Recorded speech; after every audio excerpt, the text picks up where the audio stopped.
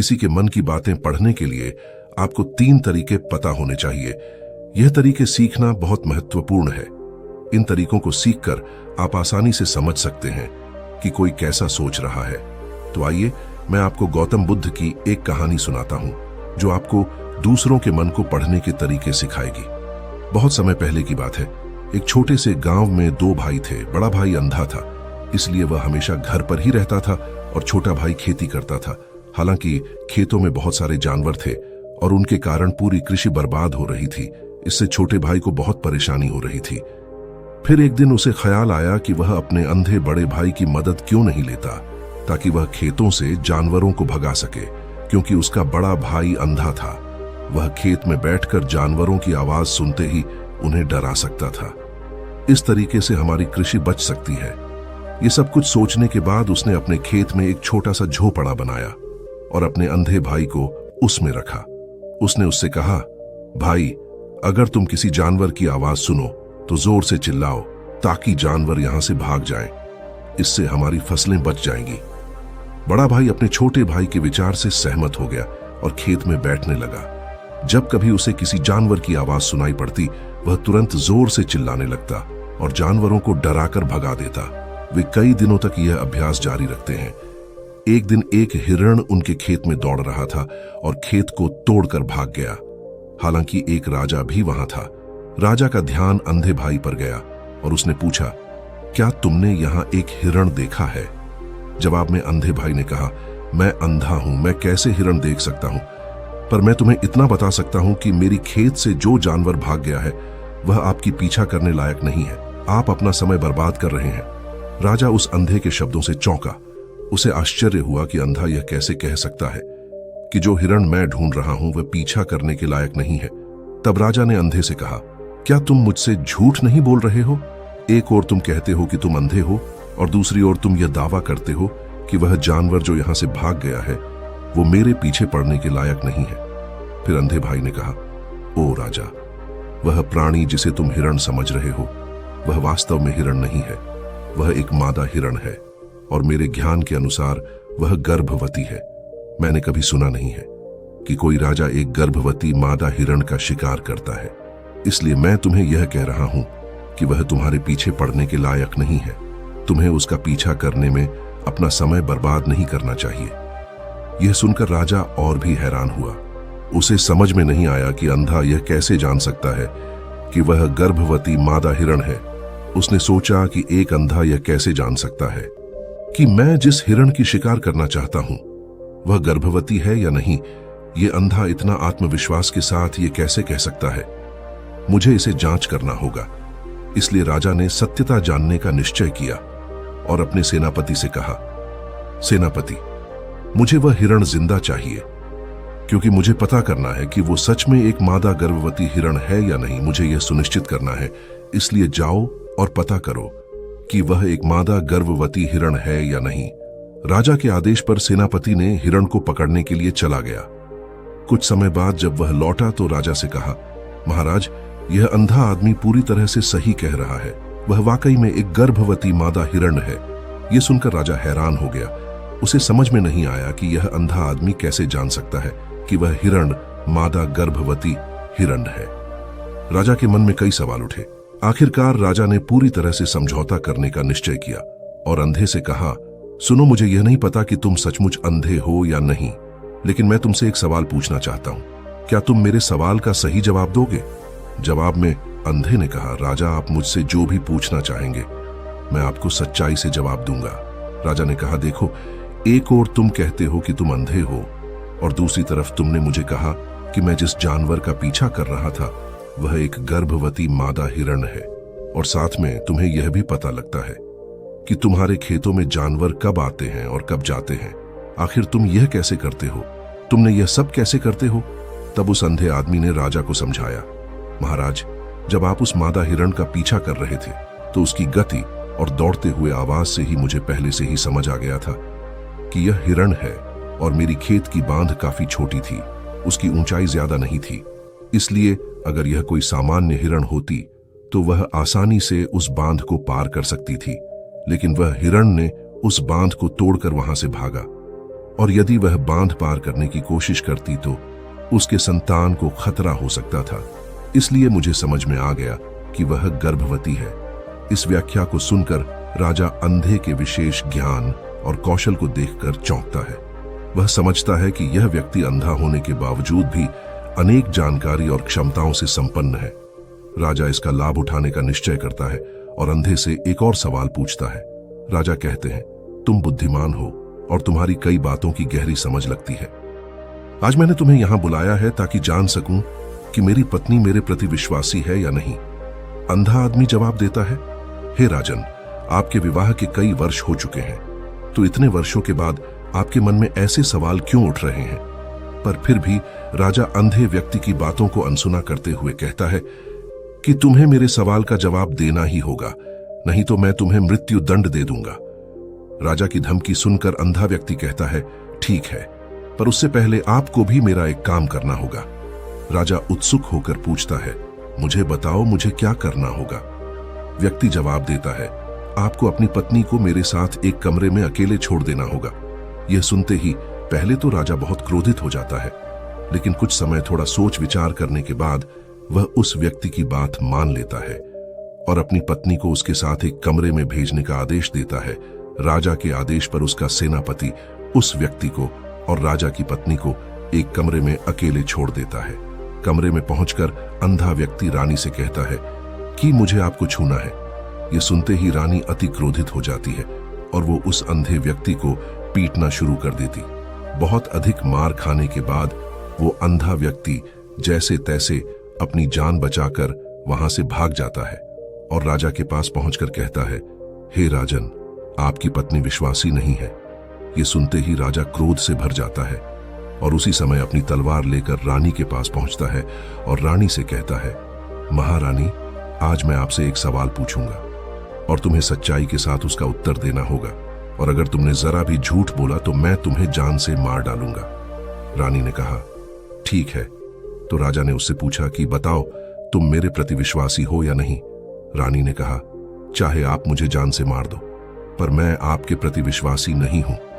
राजा ये सुनकर बहुत खुश हुआ क्योंकि अंधे व्यक्ति की बात सही साबित हुई। राजा तुरंत ही अंधे व्यक्ति के पास जाता है और उससे पूछता है कि तुम्हें आखिर ये कैसे पता चला कि मेरी पत्नी विश्वासी नहीं है? अंधा व्यक्ति उत्तर देता है, हे महाराज, यह बहुत आसान है। मैंने आपकी पत्नी से कहा कि मैं उसे छूना चाहता हूं और महारानी इतनी रोष में आ गई कि यह सुनते ही वो मुझे मारने लगी। अब आप ही बताइए, मारने के दौरान उन्होंने मेरे पूरे शरीर को छुआ या नहीं? आखिर एक वफादार औरत कैसे किसी अन्य पुरुष को छू सकती है? जब मैंने उनसे कहा कि मैं उन्हें छूना चाहता हूं तो वह मुझे इनकार भी कर सकती थी, लेकिन उन्होंने मुझे मारना शुरू कर दिया और उस प्रक्रिया में उसने मेरे पूरे शरीर को छुआ। अब आप ही बताओ, इस प्रकार की औरत विश्वासी कैसे हो सकती है? राजा कहता है, मैंने मान लिया कि तुम बहुत बुद्धिमान हो। ठीक है, तो चलो आगे बढ़ते हैं। उसके बाद राजा उस व्यक्ति से एक और सवाल करता है और कहता है कि अगर तुमने इस सवाल का भी सही जवाब दिया तो मैं तुम्हें यहां से जाने दूंगा। राजा फिर पूछता है कि मुझे बताओ, क्या मैं सचमुच मेरे पिता का ही बेटा हूं या किसी और का? इस पर अंधा आदमी उत्तर देता है, हे राजन, इससे आपको क्या लेना देना है? चाहे आपके माता पिता कोई भी हो, इसके बावजूद आप इस राज्य के राजा हो, इसलिए इस सवाल को छोड़ दीजिए।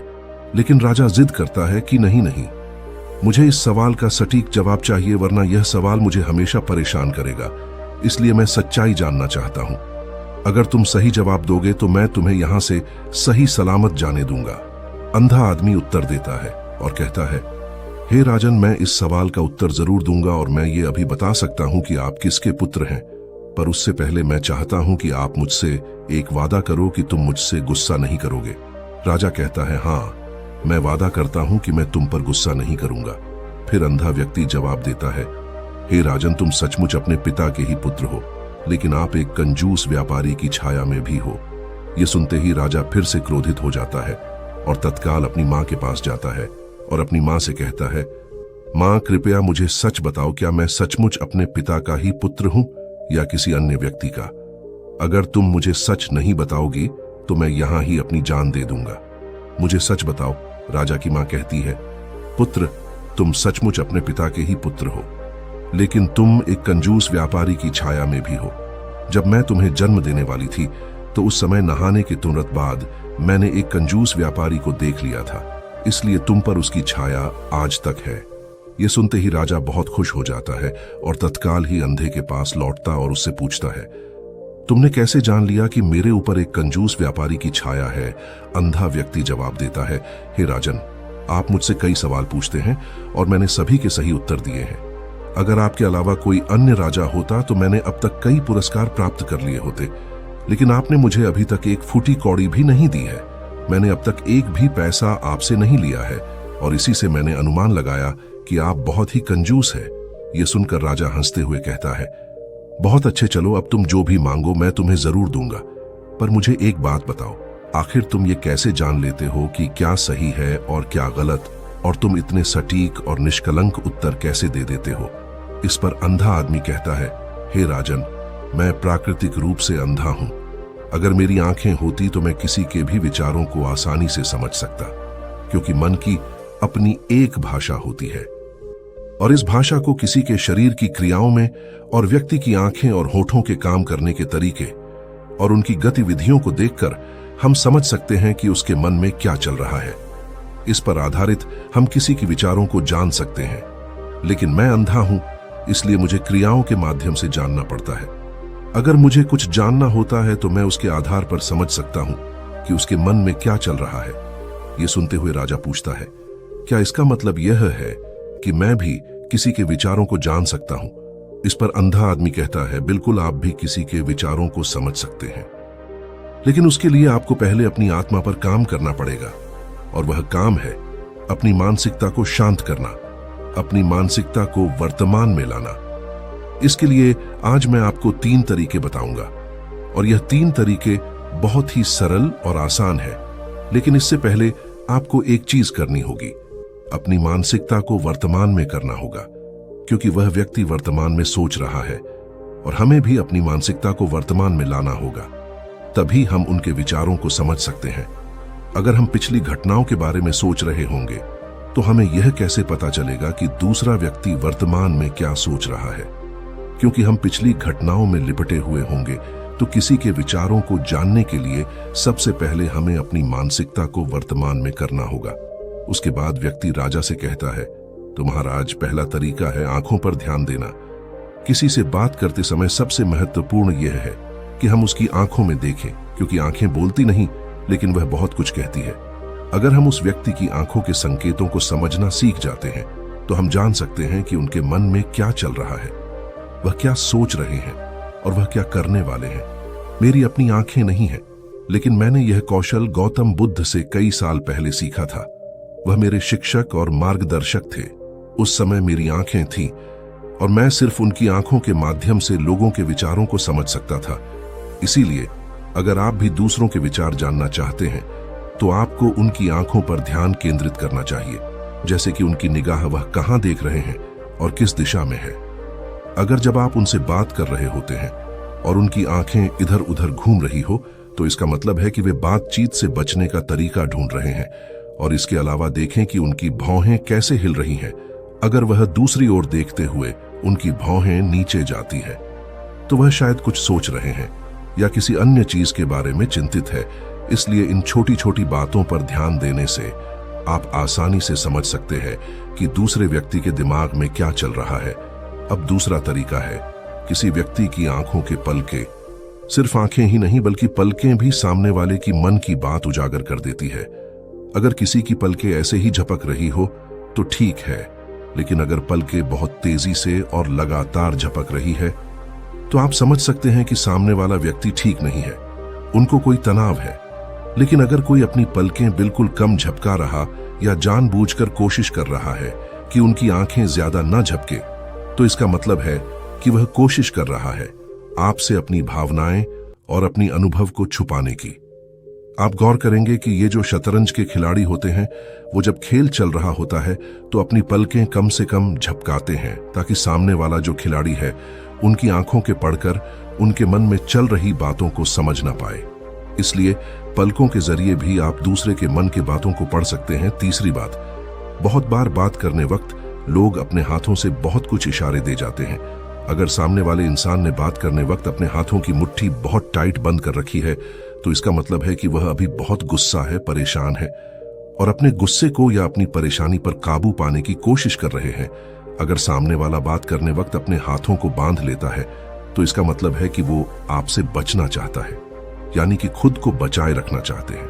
वो खुद से ही सिमट कर रह जाना चाहते हैं। हाथ को बांधने का मतलब है वो आपसे घुलना मिलना नहीं चाहते, वो आपसे बहुत ज्यादा सहमत होना नहीं चाहते। वो अपने आप में सिमट कर रहना चाहते हैं, खुद को बचाए रखना चाहते हैं। अगर कोई अपने दोनों हाथ पीछे रखकर आपसे बात कर रहा है, तो इसका मतलब है कि वह आपसे बातें करने में अच्छा महसूस नहीं करे रहे हैं, या किसी चिंता में है या गुस्से में। हाँ, लेकिन कोई छात्र अपने गुरु से कुछ बात करता है और वह अपने हाथ पीछे की तरफ करता है, तो वो सम्मान के कारण करता है। वो परेशान नहीं हो रहा है और न ही गुस्सा हो रहा है। इसलिए आप दूसरे की हाथों से भी उनके मन में चल रही बातों को जान सकते हैं। ये तीनों तरीके राजा उस अंधे व्यक्ति से सुनकर बहुत प्रसन्न हुआ और खुश होकर उसे बड़ा पुरस्कार देकर उसे वहां घर जाने को कह दिया। तो दोस्तों, आप भी ये 3 तरीकों से किसी के भी मन में चल रही बातों को आसानी से जान सकते हैं। बस आपको इसके लिए थोड़ा अभ्यास करना होगा और उसके बाद आप इस कला में माहिर हो जाएंगे। तो उम्मीद है दोस्तों आपको ये वीडियो पसंद आई होगी। अगर हाँ, तो इसे लाइक करें, अपने दोस्तों के साथ शेयर करें और कमेंट में अपनी राय दें। तो मिलता हूं आपसे अगले वीडियो में। तब तक के लिए नमो बुद्धाय।